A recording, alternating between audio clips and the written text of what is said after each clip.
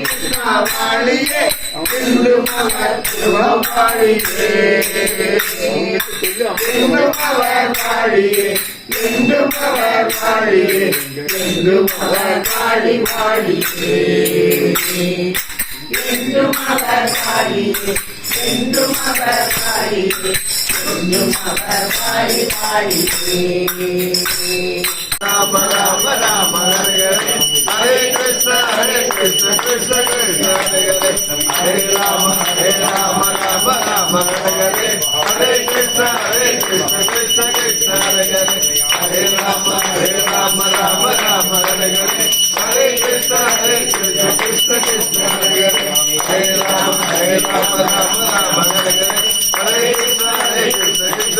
Krishna Hare Rama Rama Rama Hare Krishna Krishna Krishna Hare Rama Rama Hare Krishna Krishna Krishna Hare Rama Rama பல்லாயிரத்தாண்டு பல கோடி நூறாயிரம் மல்லாட்டத்தின் தோள் மாலே மணிவண்ணா உன் செவ்வடி திருநாப்பும் அடியோடு நின்னோடு பிரிவின்றி ஆயிரம் பல்லாண்டு வடிவாழ்வின் பல்லாண்டு மங்கையும் பல்லாண்டு வடிவாதோடு முதல் வளர்த்துறையும் பல்லாண்டு அப்படையோருக்கு வாங்கும் பாட சன்னியும் பல்லாண்டு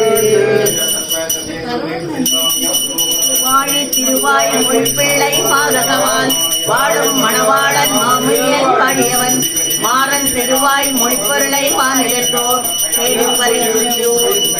தாமரை தாளிகை வாழிகை வேலைவாடி திருநாவியை வாழிகை உருமாறும் பூநூலும் வாழிகை சுந்தர திருத்தோழியை வாழிகை கையிலேந்திய முகோலும் வாழிகை கருணை பொங்கிய கண்ணினை வாழிகை மொழியில்லாத மணவாள மாமுனி உந்திவாடி புகழ்வாடி வாழிகை அடியார் வாழ அரங்கநகர் வாழ கடகோபன் தன் தமிழ் நூல் வாழ கடல் சூழ்ந்த மண்ணுலகம் வாழ மணவாழ மாமுனியை இன்னும் ஒரு நூற்றாண்டிலும் என்னை போல் பிழை செய்வார் உறுதி உண்டோ உன்னை போல் பிழை மறுப்பார் வல்லார் உண்டோ அனைத்திற்கெல்லாம் வாழாதிருந்த ஏகாந்த மாமுனியை இந்த ஏழைக்கிறையின் அடியேன் ராமானுஜதாசா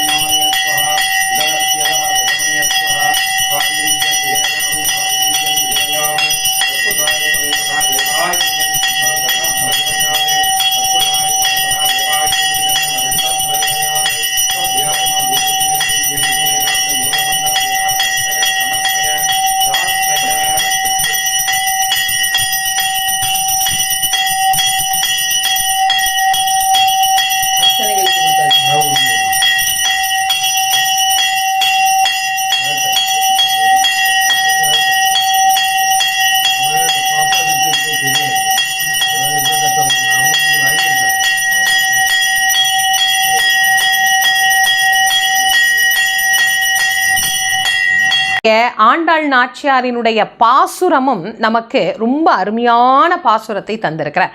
முதல்ல இன்றைய பாசுரம் என்னன்னு பார்ப்போம். அதற்கு பிறகு அதனுடைய தாத்பரியத்தை பார்க்கலாம்.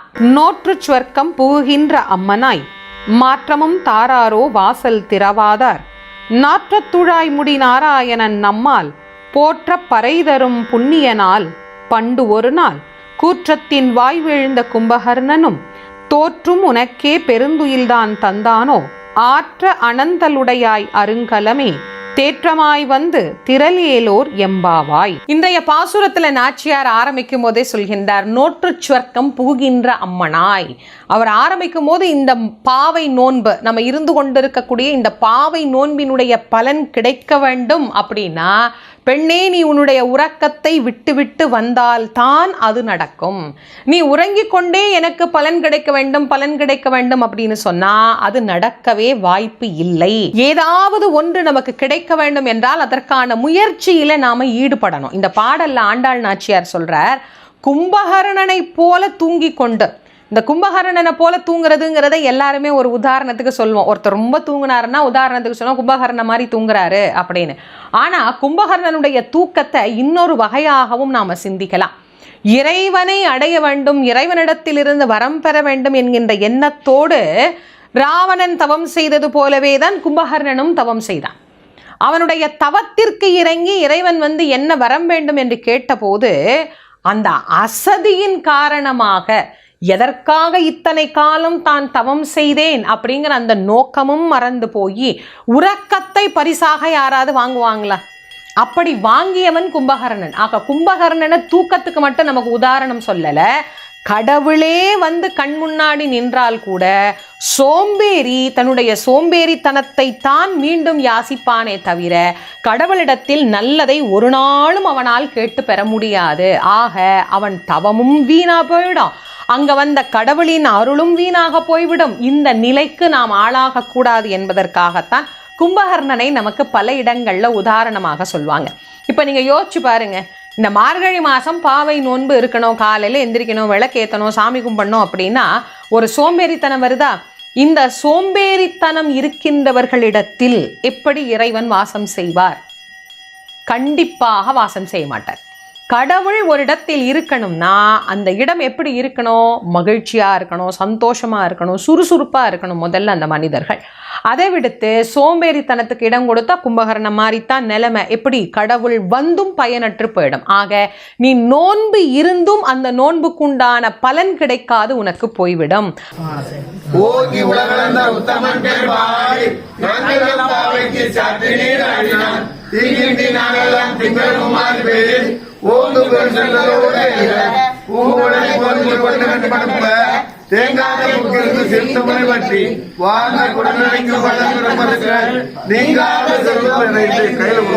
நோன்பின் பலன் கிடைக்க வேண்டுமா? சோம்பேறித்தனத்தை விட்டு விட்டு வா. ஒரே விஷயத்தை எத்தனை நாளா தொடர்ந்து நமக்கு சொல்லிக்கிட்டே இருக்கிறார் பாருங்க. எழுந்து வா என்பது அந்த விளக்கம் அல்ல, ஒவ்வொரு நாளும் அதுல ஒவ்வொரு கருத்துக்களை நமக்கு விதைத்து சொல்லுகின்றார் ஆண்டாள் நாச்சியார். ஆக கும்பகர்ணன் போல் வாழத் தெரியாமல் வாழ்ந்து மாளத் தெரியாமல் மாண்டு போகின்ற மார்க்கத்தை விட்டுவிட்டு வாழ்கின்ற காலத்திலேயே நல்லபடியாக வாழ்ந்து நல்லபடியாக அருளை பெறுவதற்கு பெண்ணே முயற்சி செய் அப்படிங்கிறத இந்த பாசுரத்தின் தாத்பரியமாக ஆண்டாள் நாச்சியார் நமக்கு அருளை செய்திருக்கின்றார்.